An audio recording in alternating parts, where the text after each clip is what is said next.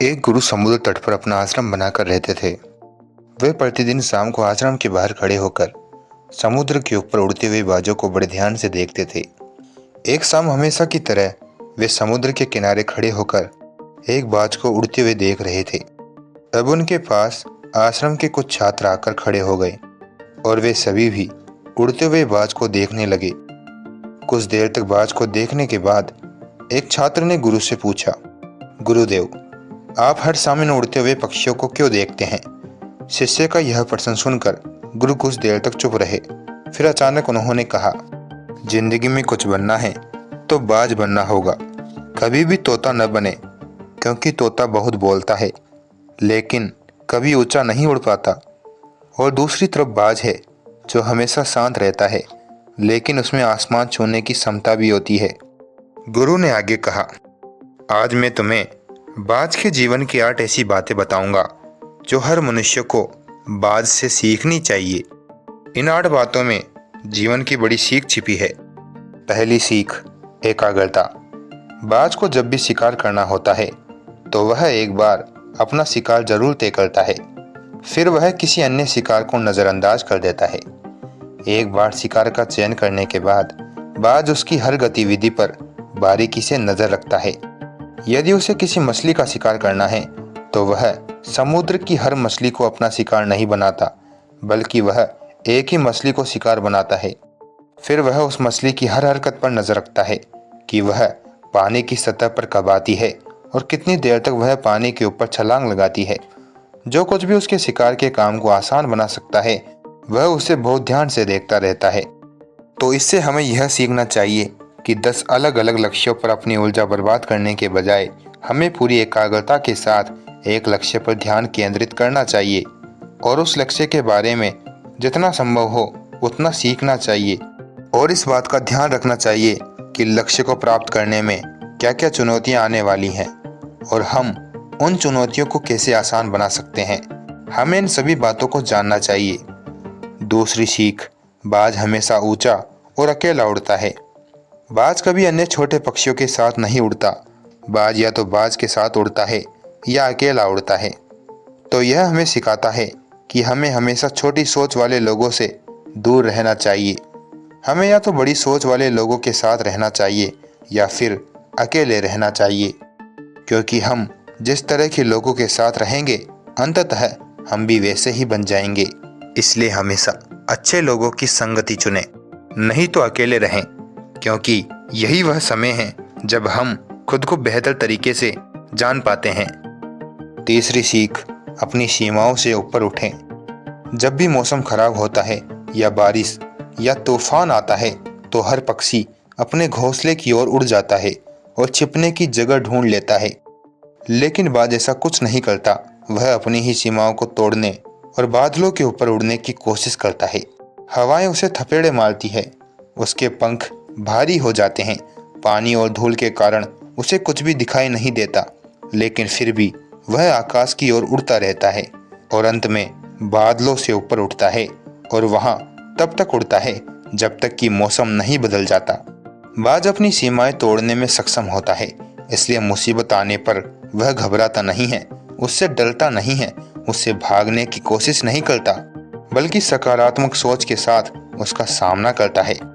तो इससे हमें यह सीख मिलती है कि जीवन में जब भी कोई समस्या आए तो उससे भागना नहीं चाहिए, उससे बचने की कोशिश नहीं करनी चाहिए, बल्कि उस समस्या का सामना करना चाहिए और तब तक उसका सामना करना चाहिए जब तक कि वह समस्या पूरी तरह से खत्म ना हो जाए। और यह तभी संभव है जब मनुष्य सकारात्मक सोच और सकारात्मक दृष्टिकोण के साथ समस्या का समाधान करे। चौथी सीख, अपने कंफर्ट जोन से बाहर निकलें। बाज कभी भी अपने घोंसले में घास के नरम तिनके नहीं रखता है और जो तिनके नरम हो जाते हैं वह उन्हें बाहर निकालकर फेंक देता है। बाज ऐसा इसलिए करता है क्योंकि उसमें घोंसले से बाहर निकलकर शिकार करने का जुनून होता है और उसके बच्चे आलसी नहीं बनते। वे लगातार घोंसले से बाहर निकलने के बारे में सोचते रहते हैं, उड़ने की कोशिश करते रहते हैं और जितनी जल्दी हो सके अपनी रक्षा करना सीख लेते हैं। और एक तरफ हम इंसान हैं जो बड़े लक्ष्य हासिल तो करना चाहते हैं, लेकिन हम अपना आराम भी नहीं छोड़ना चाहते। हम हर दिन अपना सर्वश्रेष्ठ प्रयास करते हैं अपने घर, अपने कमरे और अपने जीवन को और भी अधिक आरामदायक चीज़ों से भरने के लिए, हम अपने जीवन को अधिक आरामदायक बनाने के लिए सब कुछ करते हैं और इसलिए हम जीवन में कुछ नहीं कर पाते। तो बाज की यह घटना हमें सबक सिखाती है कि जीवन में आराम छोड़ो, क्योंकि जहाँ आराम है वहाँ विकास नहीं होता है। खुद को हर दिन थोड़ा कठिन समय से गुजरने दो, क्योंकि यही वह है जो हमें मजबूत बनाता है और जीवन में आगे बढ़ाता है। 5वीं सीख, निर्दयता।